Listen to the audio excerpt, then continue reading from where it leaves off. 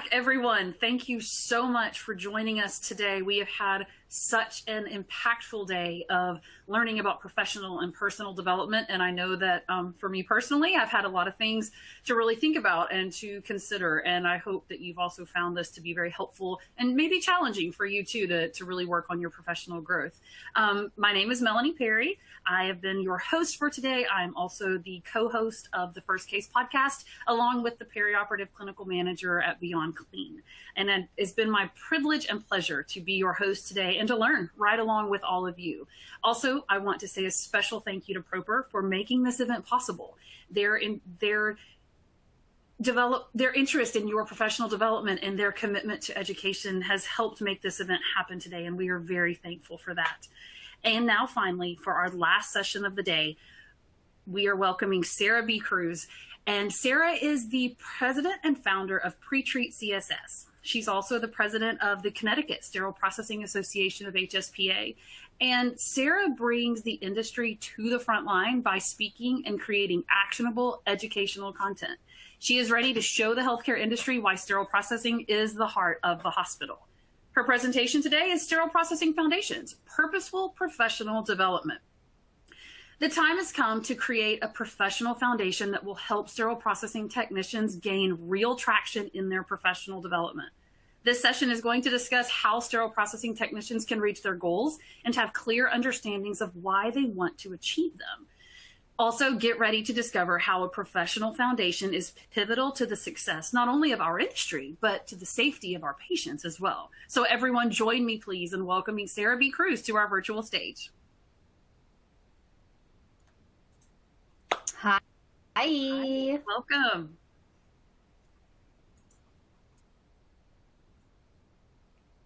Hello, my fellow CS colleagues. Thank you so much for that nice introduction. I was like, oh. And can we just take a second to recognize the amazing features available on the Beyond Clean Event 24 studio? I love using this platform as a speaker because it really makes it a discussion, okay? It's not going to be just me 45 minutes, 50 minutes speaking at you. And don't get it wrong. You guys know I like to talk, especially about professional development. But get in the Q&A. Leave me some questions. And don't hesitate to reach out to me afterwards if I'm saying something that really resonates with you. And you know what? Leave it in the QA too. If something was so impactful, I get all of these at the end of the presentation so that we can continue the dialogue, because that's the purpose of these conferences, right? Not discussions, conferences, interacting with one another. We don't have to network the way we've always done it, right? So while I take a second to recognize our amazing sponsor, Proper Manufacturing, let's take some time to find out who you all are. How many years of experience do you have in your perioperative profession? I'm shooting out to all my sterile processing professionals. Well, maybe there's a nurse or a surgical tech inspiring out there, yeah?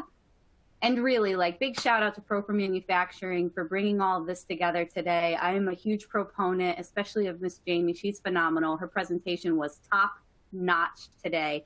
And really, I just feel so excited and honored to be joining the group of professionals that were speaking today. And thank you so much for joining in and hanging out with me in your very last hour.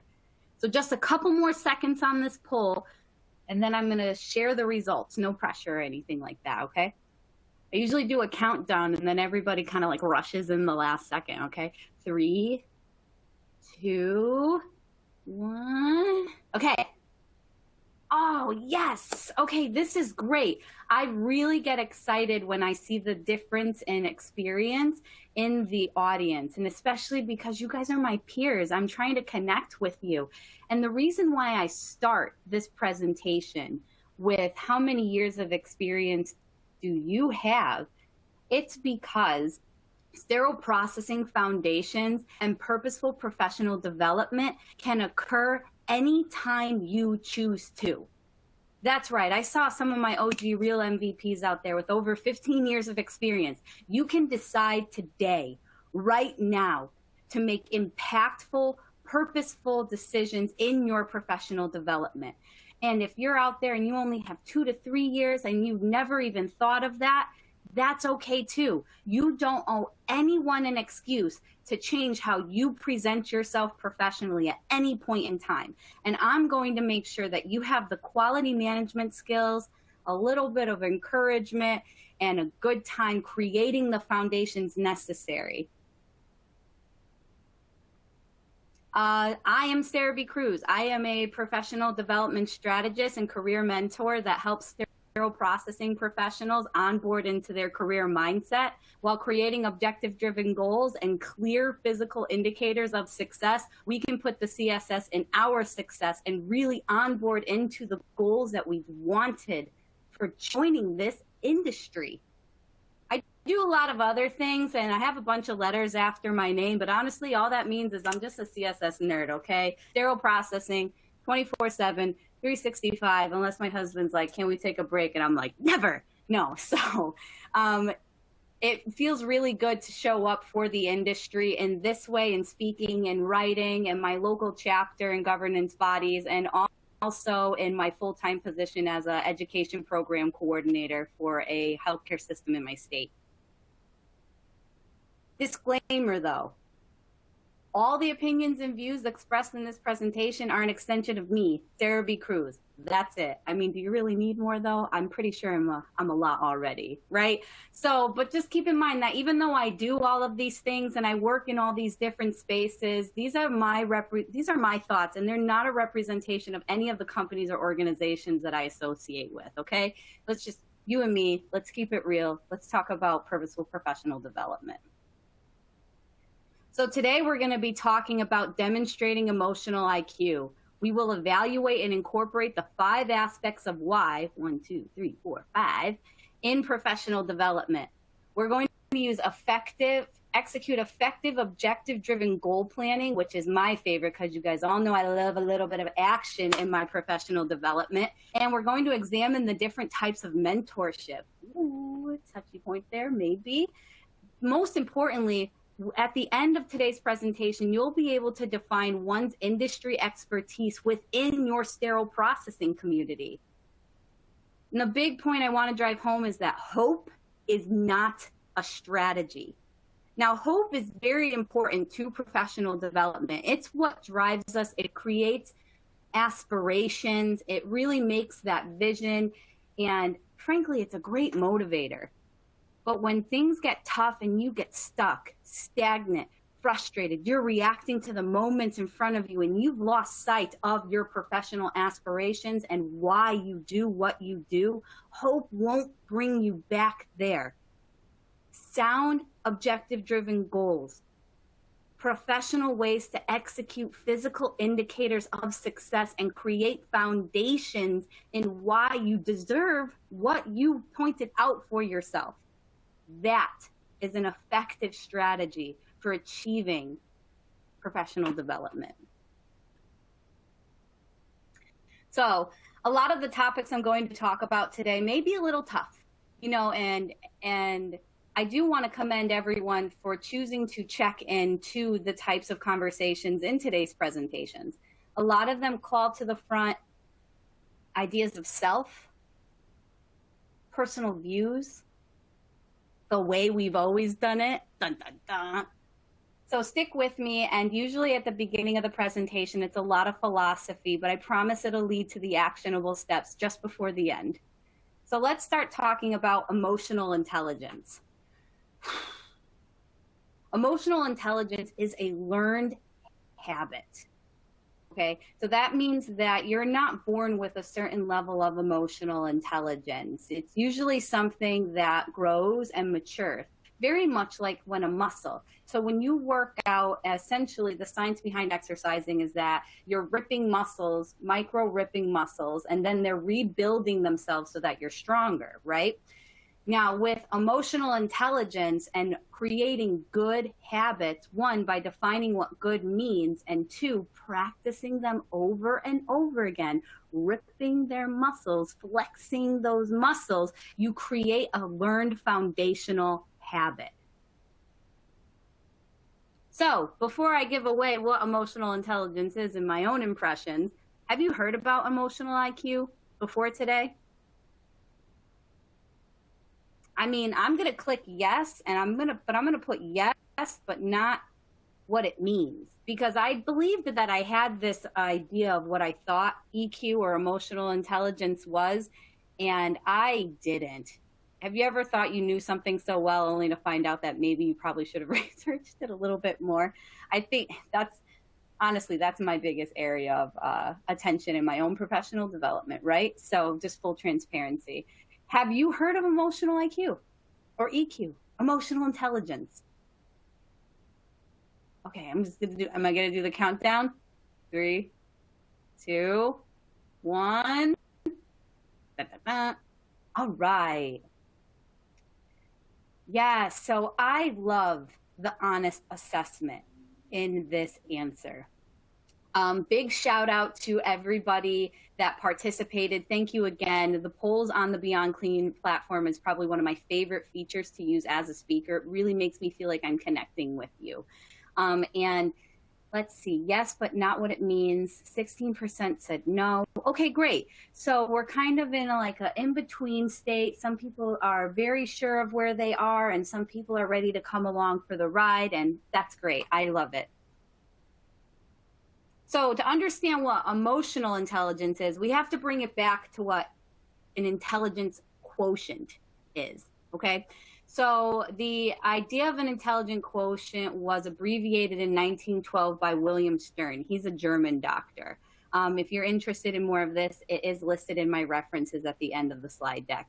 But an intelligence quotient is a quantitative assessment and determination of one's intellect level in an attempt to measure the ability to problem solve and reason. So let's break down this definition, just because it was a lot of words all in one, right? Very, very condensed. So a quantitative, numbers, measurable, assessment and determinations of one's intellect level. Okay, so we're doing assessments, tests, quizzes, evaluations that will later reflect how knowledgeable you are in a certain area that's being tested. All right. And this is what they're going to use to measure your ability to problem solve and reason in that specific area. Kind of sounds like hard skills, doesn't it? Like maybe the stuff you learn from books. Hold on to that. So as we understand what an intelligence quotient is, we want to start building a foundation of understanding.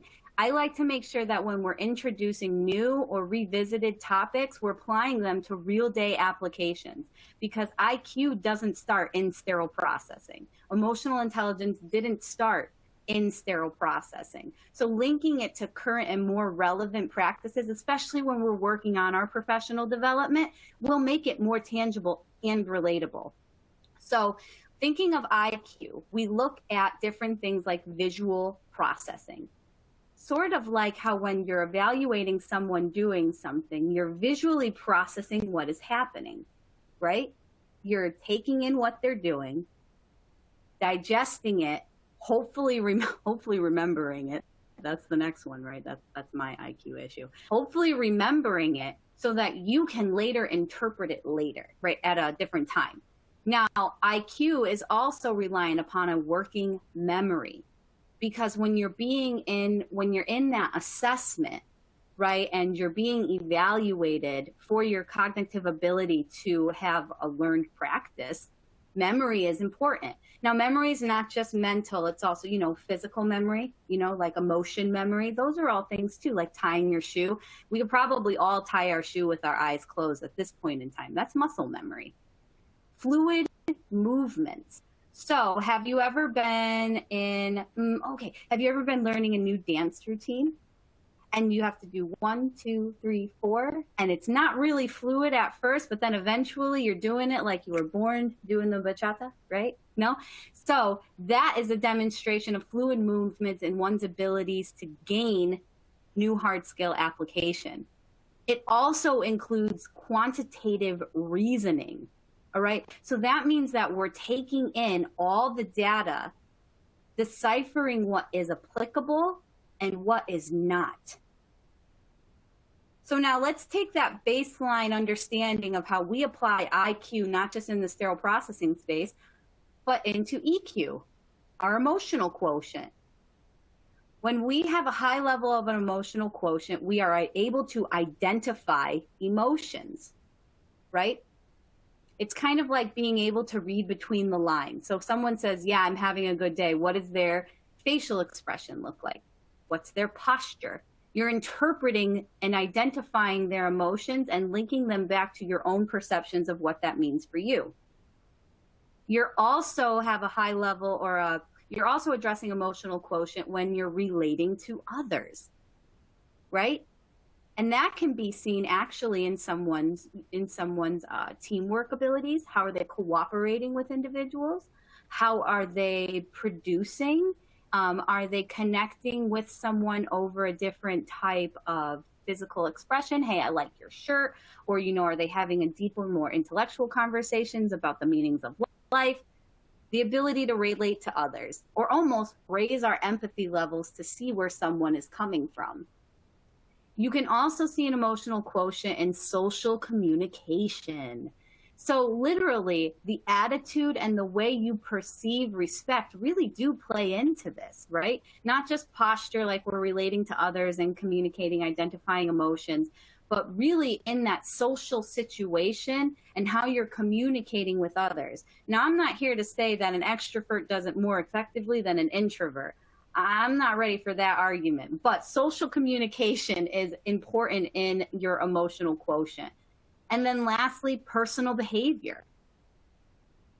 How are you carrying yourself? What is our professional presentation?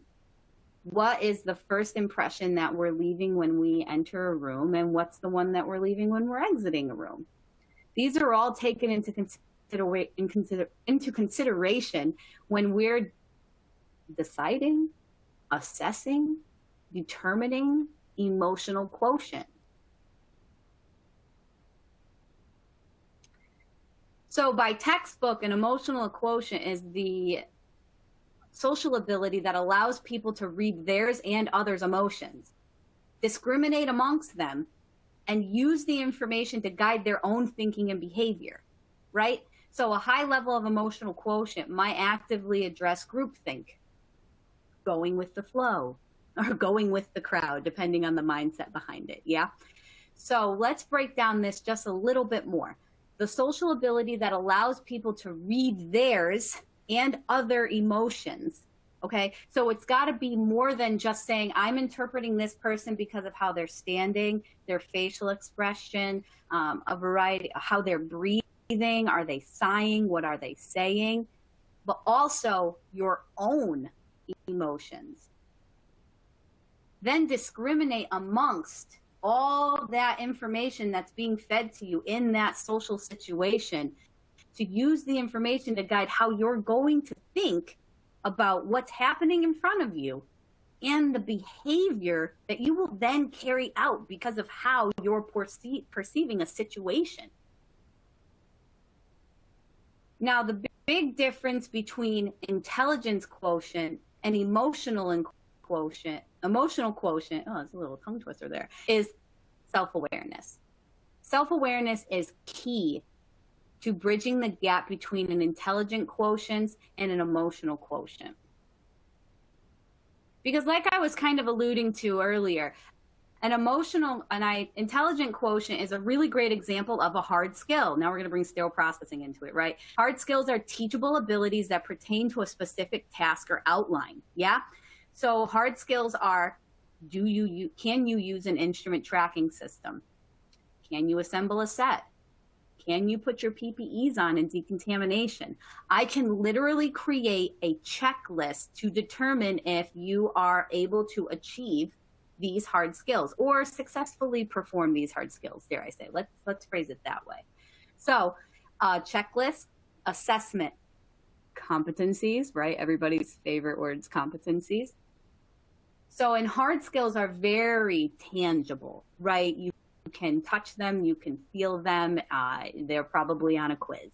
Whereas an emotional quotient is really personified by our soft skills. These are character traits that represent our interpersonal skills. So when we were looking at the definition of emotional quotient, a big part of that is the ability to interpret our own emotions, how we're reacting or responding in a situation, and how that plays into the overall outcome, and if it effectively helps us reach our goal. And that's why I like to bring self-awareness into this, because I challenge, blunt warning, okay? I challenge the individual to say that they are self-aware if they cannot see that their own lack of soft skill ability is hindering their ability to reach hard skill success. It's one thing to say that I can do all of these things, but if we are not serving ourselves emotionally to respond versus react, we are not self-aware. Because self-awareness is an awareness of one's personality and individuality. A high level of self-awareness doesn't mean you become one with the group. You don't have to lose your uniqueness, right? It's coming from me, the girl in orange, right? You don't have to lose uniqueness to gain self-awareness.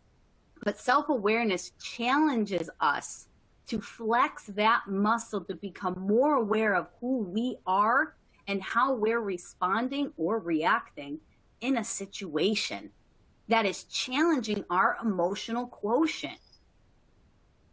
Because I got plenty of quizzes that can tell me if I can build a set, but the only time I'm going to be able to find out if I have a high level of EQ is when I'm put in those situations.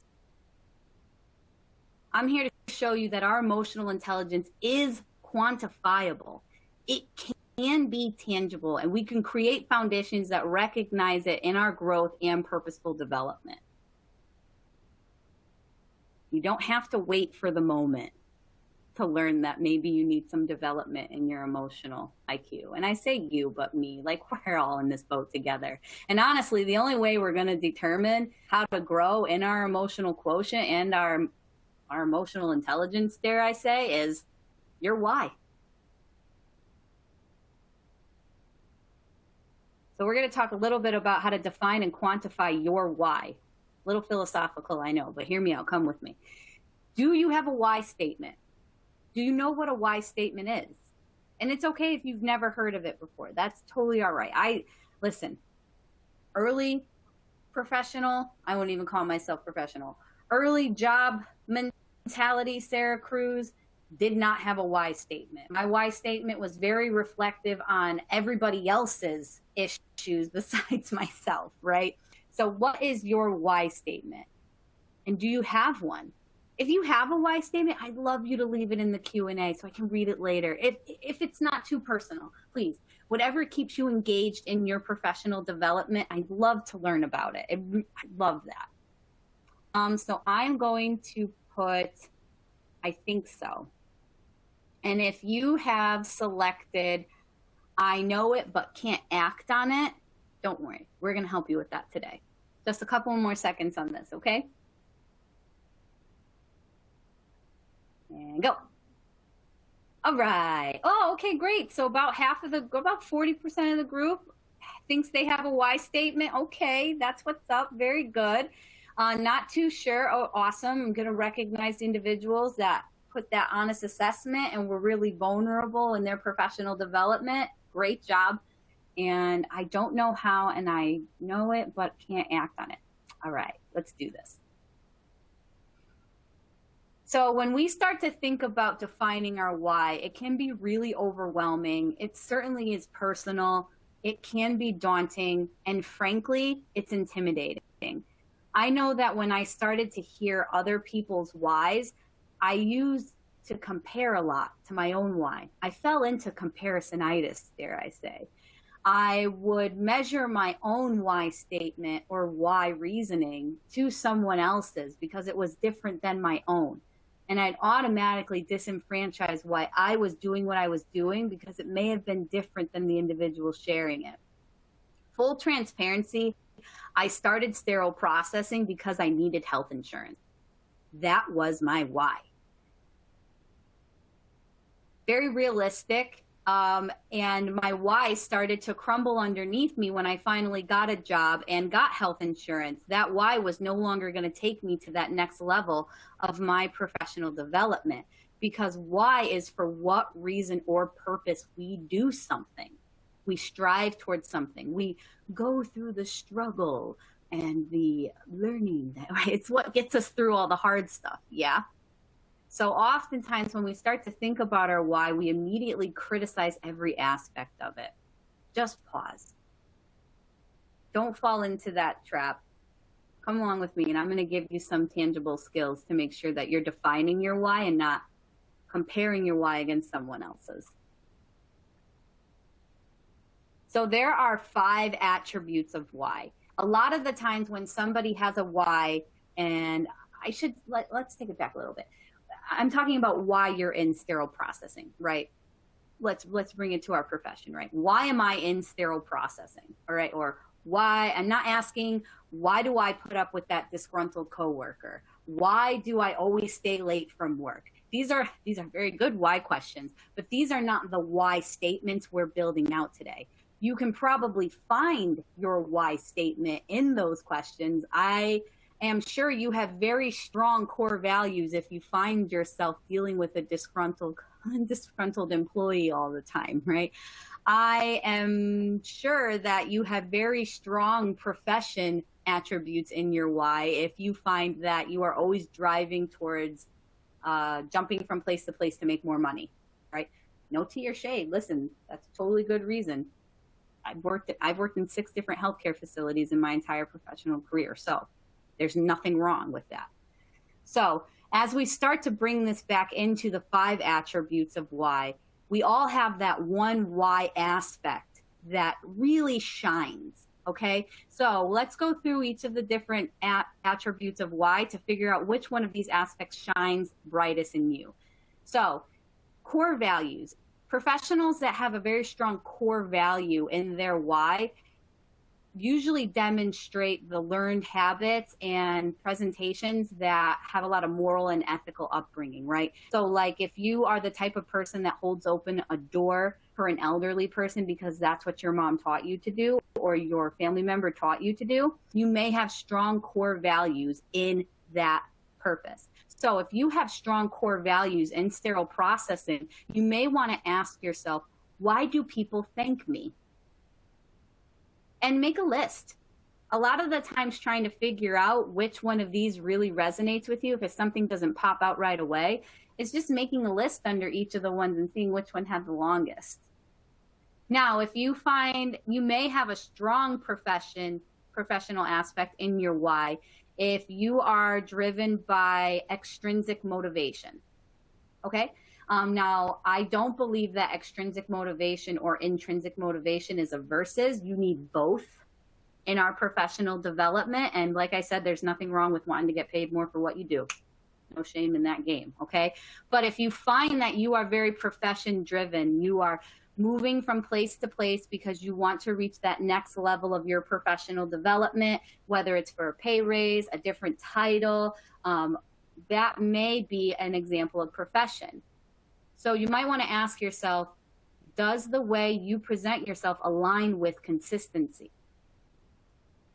Do you present yourself in a way that feels good, that makes you feel good when you go home from work? Another aspect of why is mission. A lot of the times when you hear the term why, it's usually interchangeable with purpose or passion or mission, right? And these are not synonymous. They are all part of a why, yeah?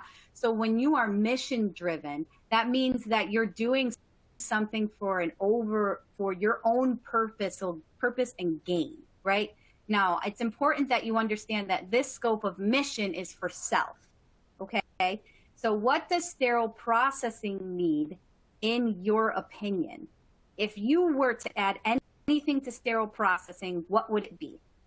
And if you find that you have a really long list of what you think it needs, you may be mission driven in sterile processing. Ooh, the industry needs you. I love it. Now, passion includes being driven in this for the group. All right, so very similar to mission, but it's not just self, it's that step higher, it's group. Okay? So a lot of the times when we enter into a passion-driven why, we start to put the group's needs before ourselves. So a lot of the times I like to ask individuals that this may be their why presentation is, what would you do if you only had a little time to do it? And it could be about sterile processing. Like, it could be, right, I could take a nap, right? Like, how many of us get to take a nap? But passion. What would you do if you only had a little time to do it? And the final aspect of why, or the attribute of why, is vocation. Now, vocation is something that you're just naturally good at. You're just, maybe she's born with it. You know what I mean? Now, personally, I've never met the protege that just knew how to incubate a biological indicator, right? Or, biological control. But a lot of the times there are aspects in sterile processing that people pick up quickly, right? There's certain things that people do more proficiently than others in other spaces. Like me, it took me a little while to learn decontamination. It did. I actually had to have my training period extended 2 extra weeks in decon. It was rough. Now, when I was put on the phone, obviously, like, I love to talk and I love to solve problems. So I was naturally good at answering the phone and facilitating the OR's needs.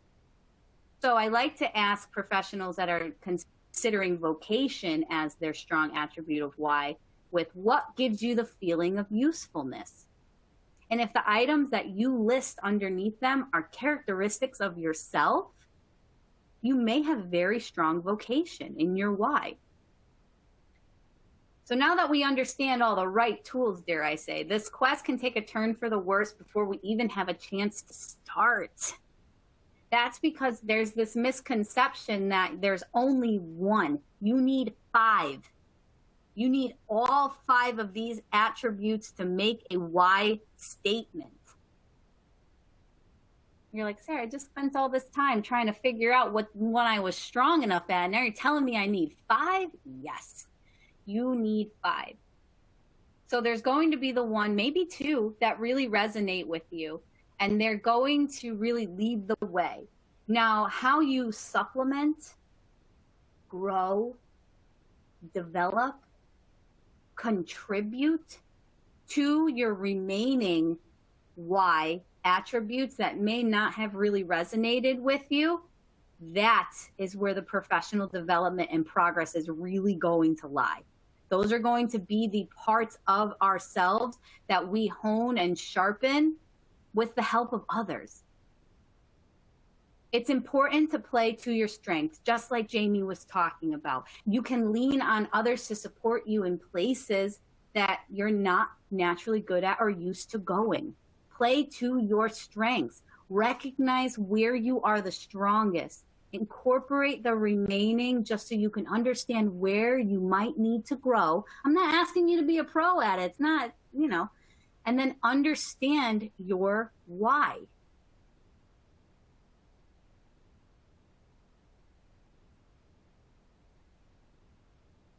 Before I go on to the disgruntled slide. And then I want you to literally write a why statement. In 1 or 2 sentences, write down your why in sterile processing. Why do you do what you do every day in the name of patient safety? Because patient safety is important. They are who we serve. Our customer is the OR, but we serve patient safety. Right? There's a reason why we're the heart of the hospital. Your why statement is why you are the pulse. There has to be something more than just patient safety driving you. So you know how I started sterile processing, and my essentially my why statement was, I need health insurance. Very mission driven, right? Mission and professionally driven. Like, I was going to take a job that gave me health insurance. That's literally the reason why I went to school for it. Yeah. So quickly, I reached health insurance, and sure enough, a year or 2 into my profession in sterile, or my job in sterile processing, it wasn't enough anymore.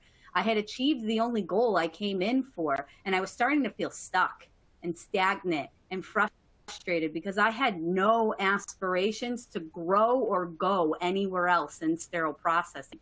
And I believed that sterile processing was the problem. I was waiting for my job to give me passion when I had passion I could give to my job. And not just a job, when we inject why and a solid why statement into our job, we transition into a career mindset. We move from the here and now present moment to moving towards our overarching goals and aspiring to where we want to be.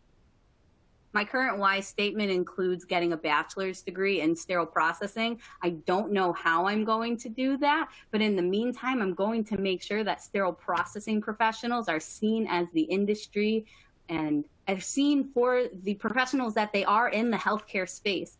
I will help sterile processing professionals personify our industry so that healthcare can see that we are a credible organization, we are intelligent, and we are passionate about what we do. And hopefully someone along the way starts to build out a college program. No pressure to any scholars out there, but I will be your first beta test in the bachelor's program. Because a vision without a goal is just a wish. It's just a wish. Just like hope is a great motivator. It's going to keep us involved, but it's not going to help us reach our goals. We fall back on hope when we don't have goals. And that's not fair. Don't do that. We can't do that to our hope. Let's create a vision with goals so we don't just have to wish we can achieve what we've always felt like we deserve. Because anything you want in sterile processing, I believe you should have, unless it comes at the extent of the patient safety, right? Vision without a goal is just a wish. So before we move into the next area, have you ever tried to define your soft skills goals? So like some soft skills, like we talked about in the previous slide, is relatability, talking to people. What are some soft skills? Empathy. Being able to demonstrate empathy is definitely a soft skill, right? They might have quizzes on how empathetic are you, right? But so let's take this time to decide if you have ever tried to define your soft skill goals. And it's okay if you haven't. That's why we're here. We're going to build out quality management systems for that today. I'm going to put no because I definitely did not try to define my soft skills goals when I was having my first stuck, stagnant, and frustrated moment. I said first, there will be many, in sterile processing. And keep in mind that if you are stuck, stagnant, and frustrated, there are lots of reasons why that could be happening. Very tangible, could be reasons outside of yourself, but sometimes that means you've outgrown your why and you're ready for that next professional version of yourself. Oh, yeah, right. We got some yeses. Okay, I'm not sure. Okay. 43% said no. That's great. I love this. I love this hard stop for professional development. Really great job.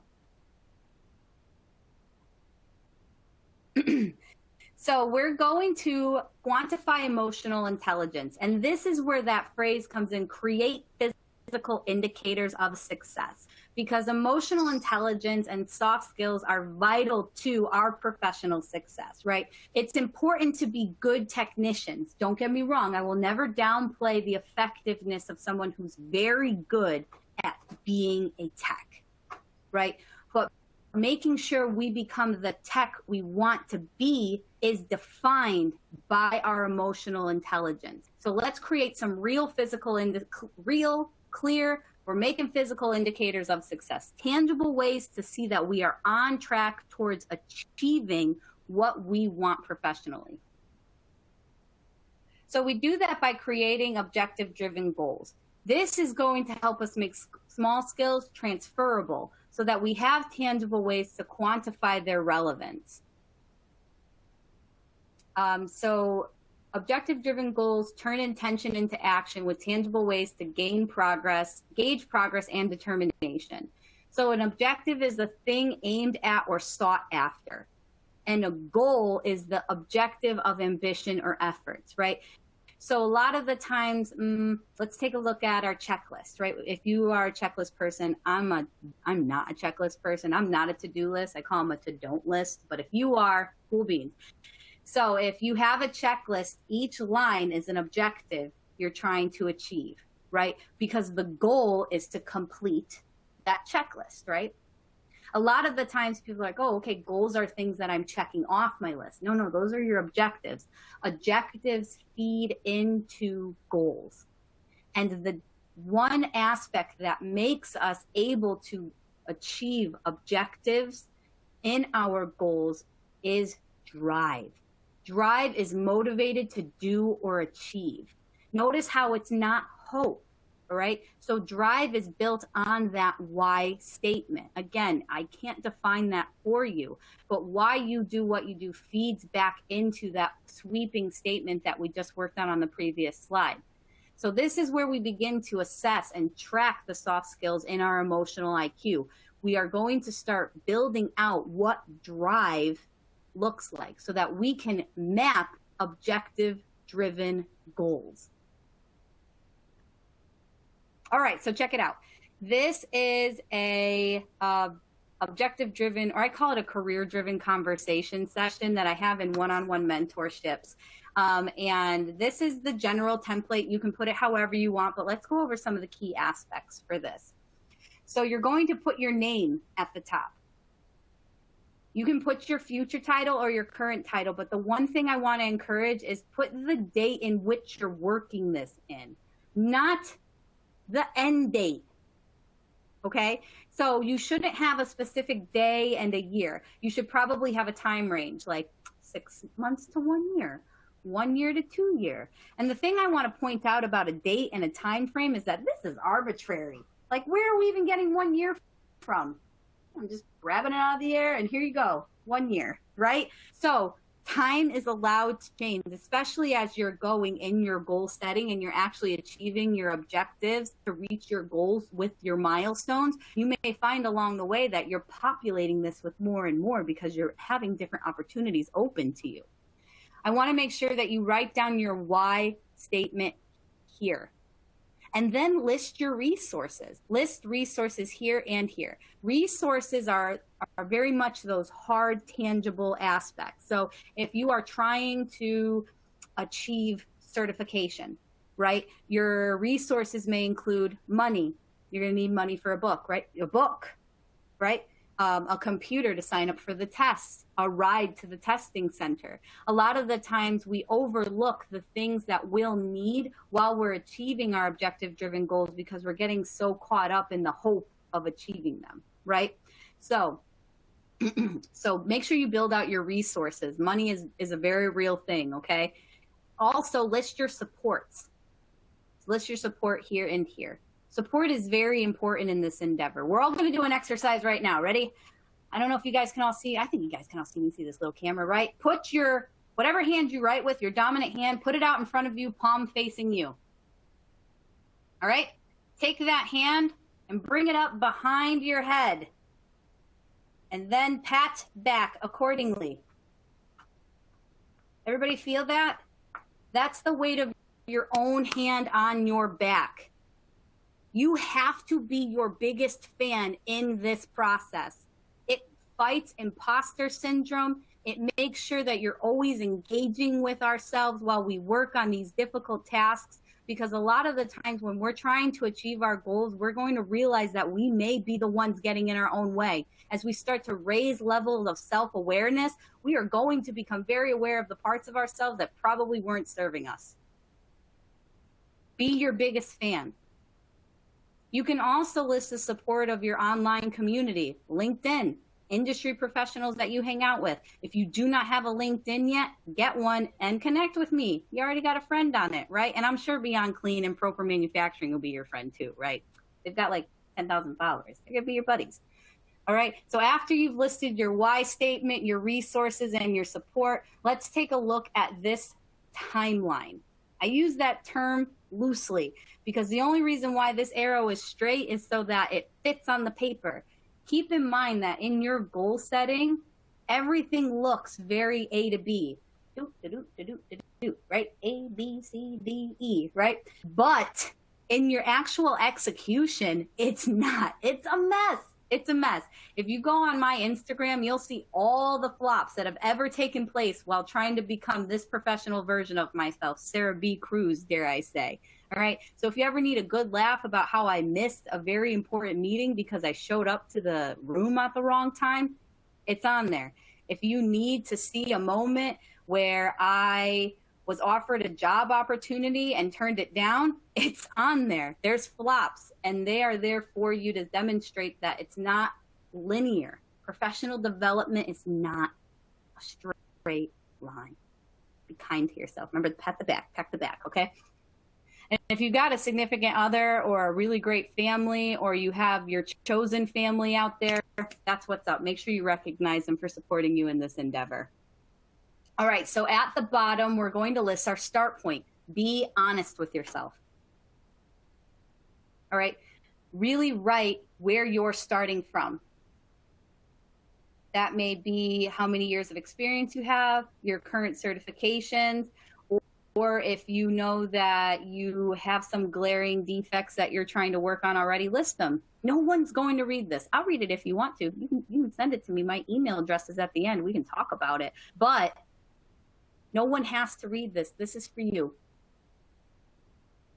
And then you'll notice how there's a bunch of objectives with milestones written, all right? So objectives are going to be quantifiable ways we are reaching our goals. Notice how the objectives are stacked differently. That's because when you first start heading towards your vision, you may find that you achieve objectives rapid fire, right? And that may be because you're very committed to it at first. Sometimes over time, we start to fall off the commitment of our professional development. Totally normal. We are humans. But sometimes if you're trying to become an endoscopy subject matter expert, you're going to need time before you can get on an AME work group, right? You may need some time studying and getting your CER. Yeah. The main thing I want to point out here is your milestones. Please do not wait to celebrate your successes when you get to the finish line. That's because the finish line doesn't exist. I believe there is this misconception in professional development that you will reach all of your goals. Okay, but that's why we do objective-driven goals, because we're moving towards a vision. Now, a vision is our overall aspirations, right? So your vision, your goal may be to become an endoscopy subject matter expert, right? But your vision is what's going to keep you going while you're not an endoscopy subject matter expert. So maybe if that's your goal, your vision is I want to show up for professionals in my space that don't have references for endoscopy. And the nice thing about that type of vision or your professional aspiration is that it allows you to grow. If you set a hard end or finish line, you're almost setting yourself up as I must be that. You are allowed to grow. You are allowed to change. You do not have to keep your current objectives. You don't even have to keep your same why statement. But milestones tell you to celebrate yourself along the way. If you're waiting until the end, you are late to your own party. So someone that can help you with that is actually a mentor. Do you have a mentor? Just going to give a few moments for this because I want to be conscious of everybody's time. Now, I know mentorship can be a tough subject. Yeah. Go ahead, guys. Don't be shy. Click yes, no, I want one. I can see the percentage on my screen. I see it right over there. Okay, everybody? So I have a mentor. I have multiple mentors. I have colleagues. I have sponsors, and we will talk about all the differences between all those different terms. But having someone to help you, not necessarily support you, help you in your professional development is, I believe, is crucial. And I'm interested to see how many don't need one, because I feel like I need to challenge that. All right. So yes, no. Okay, so a couple, I don't need one. All right, so come along with me and see the different benefits of each different type of mentors out there. And personally, I like mentors because they allow you to see different parts of a situation that you may not be able to, because you're leveraging your own reality more than anything else around you. We are creatures of our own impressions, so we build our preconceived thoughts based on our own experiences, right? So mentors can bring a whole different aspect into that, yeah? Because a mentor is a relationship between two people where the individual with more experience, knowledge, and connections is able to pass along what they have learned to an individual within a certain field. Now, you can have mentors that are not in sterile processing, okay? All it says is within a certain field. It doesn't necessarily have to be your field, especially if you're a sterile processing professional and you want to become a nurse.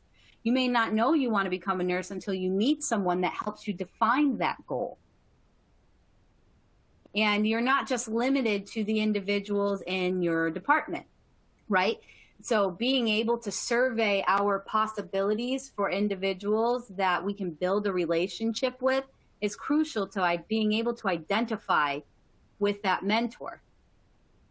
Now, there may also be mentorship possibilities inside of your facility, though, because you can relate. You are literally seeing them and you can relate to their characteristics or not relate to their characteristics, right? So take a look at the different types of mentorship. We'll start with classic mentorship, just because I believe that that's the one most people are accustomed to. So your classic mentor comes across as a teacher, right? Very much like they are teaching a lesson and you're going to be able to interpret what's going on and create your own lessons from that. They're a counselor. So you're learning from an abstract, right? They're not going to specifically tell you what to do, right? They're going to share their own experience, strength, and hope with you, and you can build what you need from that and leave the rest. Now, if you're looking for somebody who's going to literally tell you, I want you to do A, B, C, D, you're looking for something more like a coach. Now, coaching is a very valuable form of mentorship, because there's a model that that person is presenting that worked for them and probably has really great success with the other people that they've worked with, right? And they help you reach that specific end goal that they have also reached, all right? The nice thing about a coach is that they'll be a devil's advocate. Yeah. So whereas a mentor, of course, they're going to have conflicting views. They're just going to share with you what they have experienced, and whether or not you take it or leave it is completely on you. Now, a coach may come along and literally, to quote my friend Jesse Lopez, stir that pot, that Jesse and I have that devil's advocate situation. We stir a lot of pots. It's great. But you're going to learn from exactness. So if that's the type of support you're looking for, great, seek a coach. And lastly, I want to draw your attention to sponsorship. Now, I know a lot of the times people think of sponsorship as like money, right? It's not just limited to that. Like, don't just think of like your like Nike franchise on all the cleats and like the football players and everything like that, right? It's more than just getting a sponsored Gatorade ad, okay? So when you're in a sponsor type of relationship, this person is like an advisor and they may be a colleague. So that could mean they're the same age, maybe they're the same demographic, maybe they have the same type of upbringing. There's some type of relatability between the two of you in that space. But more so that they're a colleague that you're bouncing ideas off of, they're giving you their insight, you're giving your insight, and so much so that you guys are learning together. So even if you're in someone in the sterile processing space who may be at the same point you are, don't discredit them, because that's an important type of mentorship relationship too. Learning together, growing together, and interpreting one another's decisions. Not super critically, I hope. Be nice.